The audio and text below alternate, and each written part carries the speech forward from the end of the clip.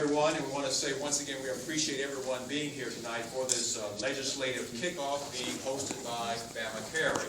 This is a chance to talk with some of your state lawmakers about issues that are high concern to you. So again, we appreciate your participation, and we appreciate the lawmakers' participation as well. Our format tonight is going to be as follows. We're going to hear a brief statement, opening remarks, if you will, from each of our lawmakers, and then following each of their brief remarks, and we will open the floor up to for questions from you all. So we start first with that brief statement, opening comments from our lawmakers. We're going to go in alphabetical order. So we're going to start with State Senator Gerald Allen.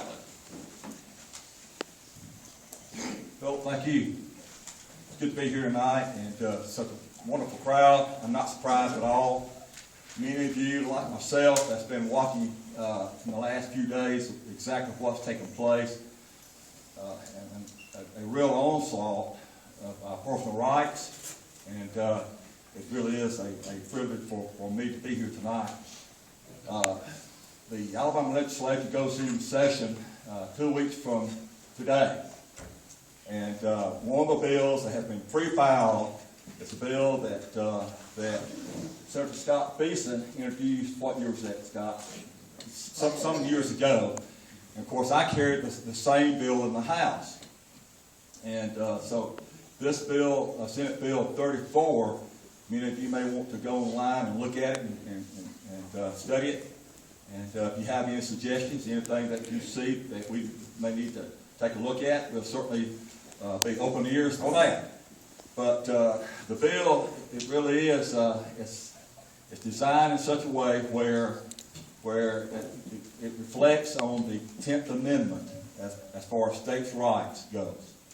That's one of the things that we're looking at, is that we want, as a state, to be able to recruit industry to Alabama to make firearms and firearms accessories and ammunition and anything that deals with firearms. And I feel like that this is a very good positive step, and sending a very clear message to Washington, and not only to Washington, but support our sister states across the South and the entire country. So Senate Bill 34, I certainly think that it's going to be a target bill. What I mean by a target bill is that our leadership in the Senate will consider this bill as one of the top priority bills. So we look forward for that to be the case. And I'm glad to be here tonight. Thank you, Philip. Okay, Senator Allen, thank you very much. I just said a few moments ago we're going to go in alphabetical order, but Senator Scott Beeson suggested that we hear next instead from State Representative Daniel Bowman, since he represents this area, as they all do in one way or the other. But let's go ahead now and hear from State Representative Daniel Bowman. Mr. Phillip, thank you for introducing me and having me here.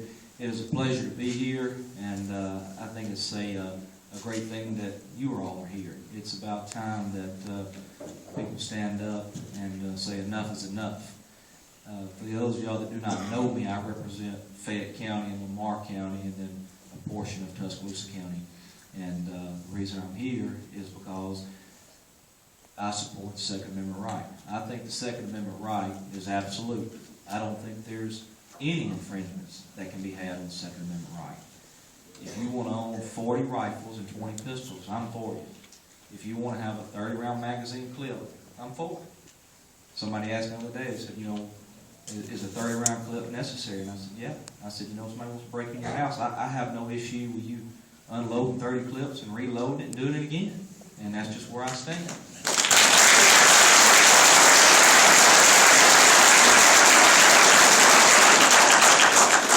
And I have assured anybody that if they want to test that out, show up at my house about 2 a.m. and you'll find out. I do not hunt. I've been hunting a handful of times in my life, but I am a gun owner. I own 4 rifles, I own a couple of pistols. And let me tell you something, I'm going to keep buying. And it's going to take more than the president tell me I can't have them, because I'm going to keep buying.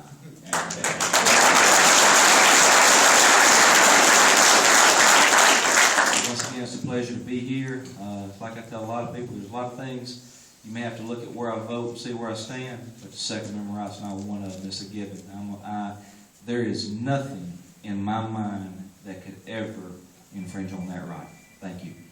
Thank you. And thank you, State Representative Daniel Bowman. Now, let's hear from State Senator Scott Beeson. Thank you all very much. It's good to be here with y'all. I understand there was a little bit of controversy about what you could and could not bring with you on this grand night. If you all had them with you, I'd feel even more safe than I do now, but I do appreciate the law enforcement guys being here. I know they have a job to do, and I understand they don't always get to make the policies that they carry out, but I appreciate them being here. One thing I want to talk about is just a little historical background. It's good that so many people are here, and I think it's because America and Americans are finally beginning to wake up. We spent a tremendous number of years over the past couple of decades thinking that some of the folks that were saying our rights were being eroded, frankly, a lot of us thought, you know, that person's a little crazy. You see black helicopters flying everywhere, but, you know, we should have been listening to them a few years back.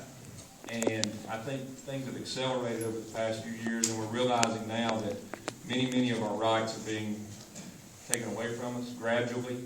And that's one of the reasons we've got the legislation that I have that's going to be coming forth in the next couple of weeks. It's not pre-filed. For those of you who keep up with Alabama legislature at all, you know, you need prayer. But if you do that, you know that Senator Paul Sanford had a piece of legislation last year that dealt with you having the right to have a firearm in your car without a concealed weapon permit. Because it's one of those things that's difficult to abide by. Half the people in here probably, not in here, but half the people that have a concealed weapon permit have it so they can have a weapon in their car. Your wife drives back and forth to the hospital she works at late at night.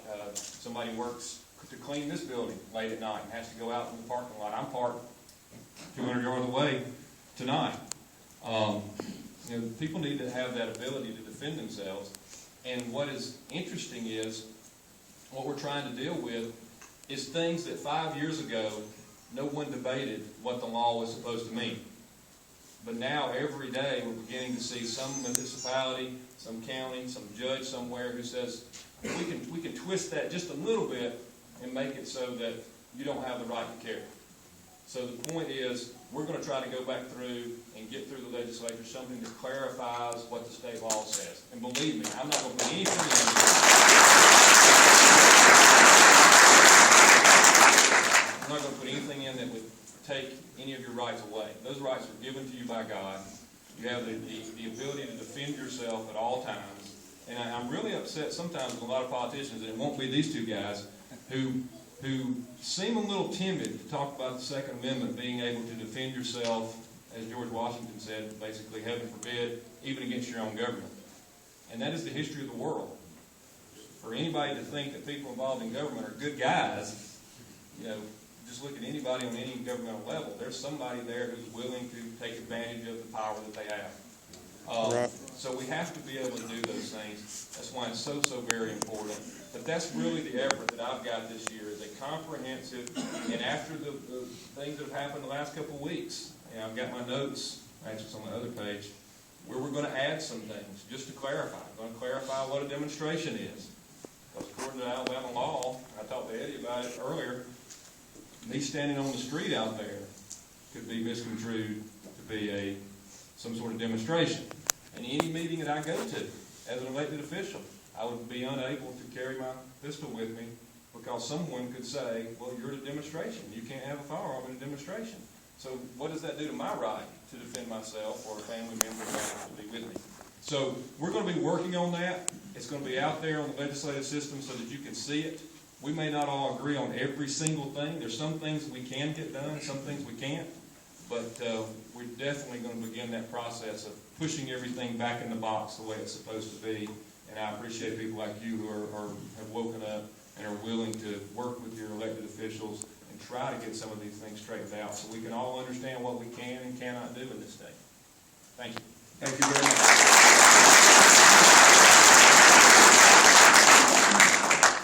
If I could take just 1 minute of privilege right here.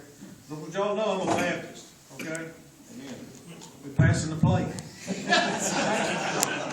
We're going to pass the plate. If you feel like in there, fine. If you don't, fine, to help us pay for this facility and to further our cause with Bama Care. Now we're going to open the floor for questions from our citizens, from our voters, to have their chance to have their voices heard. We've heard the comments now from our three lawmakers that are represented here this evening, and now we're going to have a chance to hear from you, the citizens, the voters. We have a microphone up front, and for those that want to step forward, please come to the gentleman there in the black shirt sitting on the aisle, and please let us have your question for our three lawmakers. Yes, sir. Go ahead, please. I got a big enough mouth. I've been told I don't need a microphone. My main question is what all has transpired with the city of Northport. Everybody in here is pretty well familiar with it.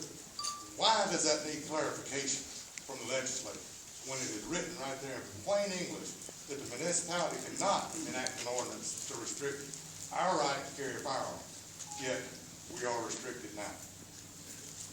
I'm going to try to answer that from a legal perspective. There's a lot of things over the course of time that the black letter law, this is what it says.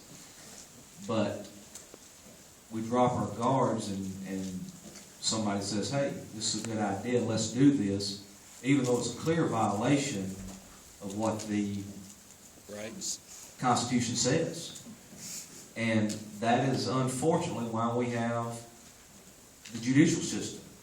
But it has to run its process and strike it out. Now, common sense tells us if it's in black and white, it should never get introduced, it should never happen, it should never be voted on. And the people that voted on that should know those things. The people that wanted to pass that should know that. But unfortunately, that is why we have a judicial system. There's a lot of things that are in plain black and white that are in violation of the Constitution get challenged in courts every day. Is it a good idea? Is it a waste of money? It's usually not a good idea. It's usually a waste of time and people's money and all that. But unfortunately, that's the three system of government branches that we have. And so that's the best I can put on it for you. Well, that's what I'm saying. Everybody in here would have to risk being arrested tonight for exercising their constitutional right and written law. Yeah, I think the real answer is, look at the fact that on a national standpoint, we're having to debate what the Second Amendment means. And there was debate among the Founding Fathers before they passed the Bill of Rights. Half of the original delegates thought there's no need to pass a Bill of Rights. Everybody understands these. And that was a debate. Luckily, the guys who said, no, we better write it down, because some knucklehead in the future will say it means something different. Luckily, those guys won out. But since we're debating something that clear, and over time people have twisted it, the same thing is happening in state law. Twisting it, being able to say that you're trespassing because you're open carry, or it's what's the other one they use? Disturbance of the peace. And that was never the case for the last 100 years, and now that's beginning to pick up steam, and as more and more municipalities are able to get away with that, and really it is a form of tyranny, because the regular small guy, how can he fight? He's got a choice. He can either spend thousands of dollars on attorneys. All these guys, we won't hold against it, but spend thousands of dollars fighting for what's right, or just pay the fine. And a lot of people can't afford to fight it out. So this is something that we should never have to do. I agree with you. But unfortunately, we're going to have to make it crystal clear. I don't know if you remember, I've been involved in some other issues, and I made the comment, if we have to write it in crayon on the wheel, and people got upset about that, we're here with crayons again. So that's basically, the cities realize that we can't be arrested, we can't pay the fines, we can't risk our jobs if we can't show up because we're in jail. So they basically can do whatever. Until somebody stops them. Yeah, I would like to, they definitely could arrest you. I mean, you could get arrested for many things, but in the end, you're going to win. Unless groups like this come together and involve your passion and our basic rights in Montgomery and in Washington, they're going to put you to the test to challenge that, because it takes guts and it takes money to stand up to the law, and that's what That's what you're doing here tonight. I mean, everybody here should be commended for that. But I assure you, they can arrest you for it. Now, in the end, do you win? Do you prevail? Yes, but you were arrested, you missed work, you might have lost your job, you might have spent tuition money or something on that. So doing it in numbers is the way to do it. One at a time is not going to get it done. So, let me close this one out. Daniel touched on this just a moment ago, is that when you have local officials, not only here in Alabama, but across the nation, when they get into a meeting of some sort, and they have to advise their local elected officials, sometimes they get a somewhat bad interpretation, and it's sort of like what Daniel mentioned, is that's when the courts steps in and functions, but at the same time, it matters who shows up at the polling places and votes as well. I mean, look what's going on in this country. I mean, it's scary, and of course, that's why the Second Amendment is so important to each of us tonight. But at the same time, when you have an opportunity to go to the polls and carry your neighbors and your family and your work associates with you, it matters to the Second Amendment as well. So, anyway, thank you. I know Senator Al said he wanted to close it up. As a lawyer, I do want to make a disclaimer. How much is your retainer? There's no retainer on this. This is advice, but you know what? Be careful with free advice. The law enforcement that carries out this, they're doing their job. So don't hold that against them. And certainly don't walk out of here and say Daniel Bama said you couldn't arrest me, because that's not what I say.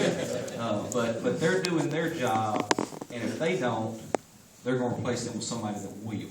But this law is to be decided in a court of law and by elected officials. Can we have another question, please, Al? Along the same lines, why can't the state's attorney general kind of review some of these city laws, like Northport and Tuscaloosa, and either bring suit or send them a letter, and Here would be, get them to remove that order?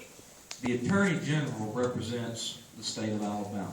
And until there is a complaint filed, and I don't know if anybody in this room has filed a complaint. Has anybody filed a complaint with the attorney? Then with that should have got the wheel turning in the Attorney General's office. And I speak for myself. I don't even speak for the rest of the legislative body, and I certainly don't speak for the executive branch, but that should have put the wheels in motion to get them to do something. Now, they always have the right to defer for it to be settled in court.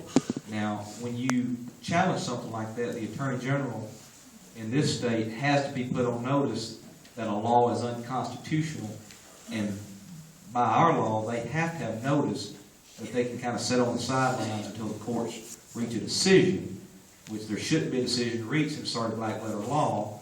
But when they reach that decision, then the Attorney General will uphold that ruling. Another question, please. So we can have a law on the books that is not being enforced, and nobody at the state level is going to enforce it until it goes to court. Or you can have a law that is not constitutional, that is being enforced and is going to continue to be enforced until it's challenged. It can go either way. This way it just happens to go against us. But there's no liability to the people who enforce such a law or create such a law. If they are acting under the color of law and they are within what they are instructed to do, you cannot punish these. The next level up. The next level up. I think the way you hold them accountable is by voting. There's not a legal action. There's not a legal remedy other than overturning the law and correcting the wrong and then voting them out. Let's have a question from over there, the gentleman in the yellow shirt, please. This is not about what you want. This is about money, okay? If I do something wrong and break the law, it costs me in time or money. If the city of Northport receives funds from the state of Alabama, cut the funds off and make them do what's right. This is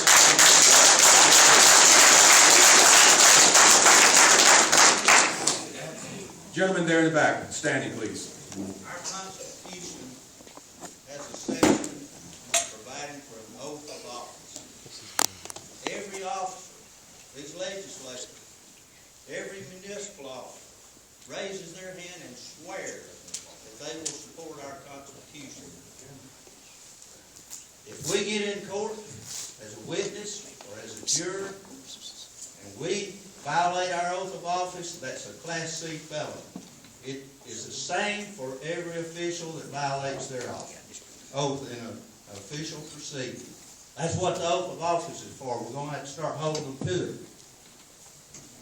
Does that not also include law enforcement? They take the same oath to protect our constitutional rights.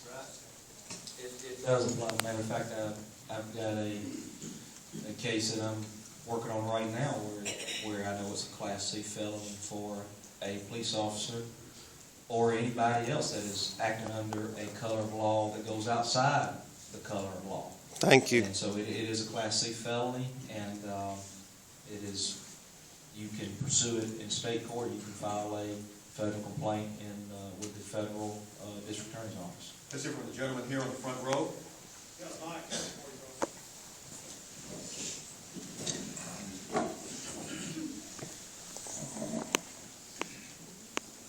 I think I'd probably echo most everyone here in saying that we're law-abiding citizens and we greatly respect the efforts of the majority of our law enforcement officers.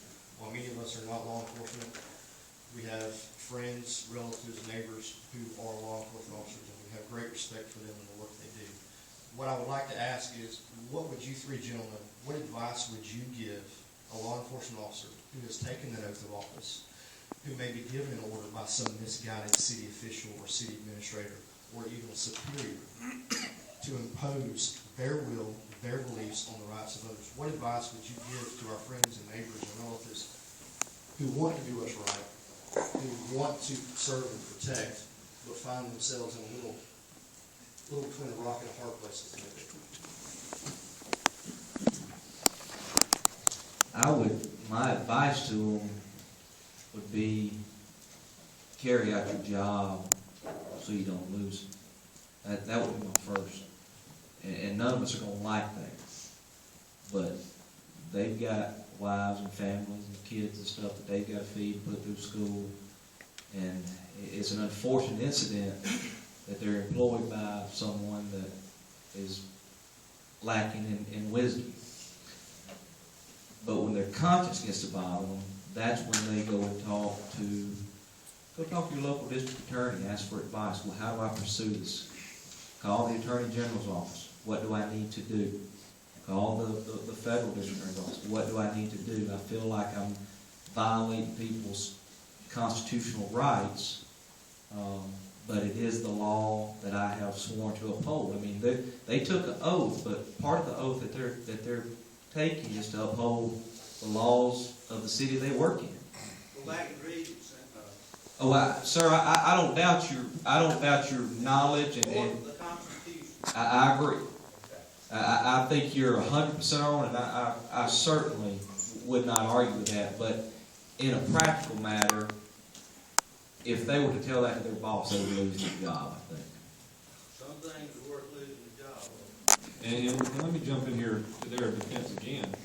You got to remember, in this room, we're absolutely certain, but there are city attorneys, there are sheriffs, there are district attorneys who will tell them that the city's in the right, or the city's within their bounds to do that. So you're talking about a law enforcement officer having to step back and say, okay, do I know more about the constitutionality than the city attorney, than the sheriff does, et cetera. So they are not the enemy. They're on our side. I guarantee you, if you have a private conversation with the vast majority of them, they understand what the threats are out in the real world, because they work in the real world. And they want law-abiding citizens to be able to protect themselves, because they know they can't get there to protect you. They do the best job they can. So they're hearing from two different sides, and the argument is not with them. The argument is with the people who made that decision to send them out there to do something. And we got to just make sure we continue to focus on that and get that pressure off of them as quickly as we can by straightening out what the law definitely is. Yes, ma'am. It's not the greatest answer in the world, but I think that's reality. And that's something that we all have to deal with. I say a lot of times in a lot of places I'm able to give speeches when they'll tolerate me, is we gotta deal with reality.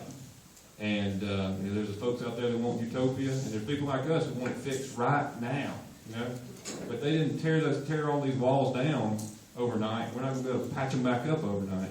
We just gotta make sure our elected officials are trying their best to fix it as quickly as we can, but it's gonna take a little while. That's right. Let me follow up what Scott just mentioned. To follow up with your lawmakers.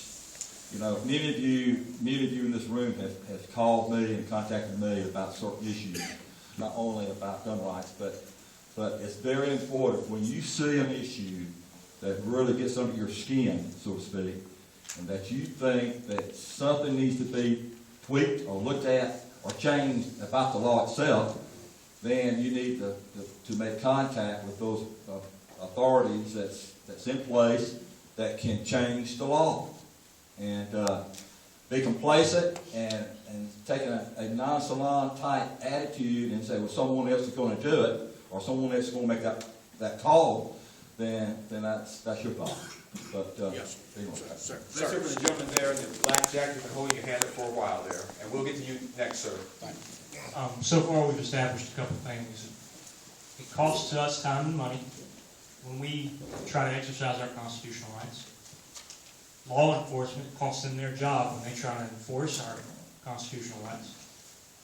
And if this gentleman back here asked himself the question, do I know the Constitution better than some of my representatives?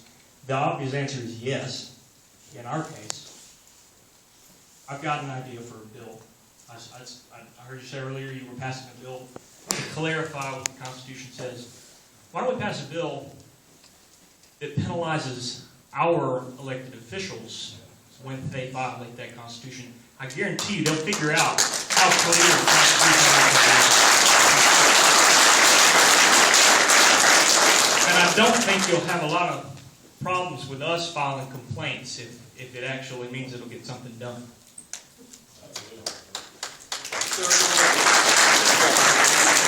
Hold up, bud. Didn't get the breath. Microphone coming to you too. I'm a retired police officer, Tuscaloosa. We send our legislators, our votes and all, to Montgomery for you people. I'm 66. 30s, 40s, and 50s, early 60s, we didn't have very many problems. We took God out of our country, out of our laws, we got problems.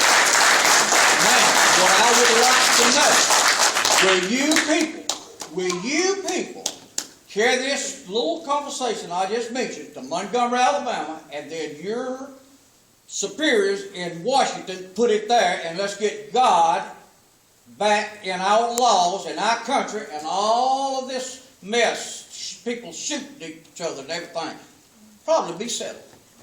Amen.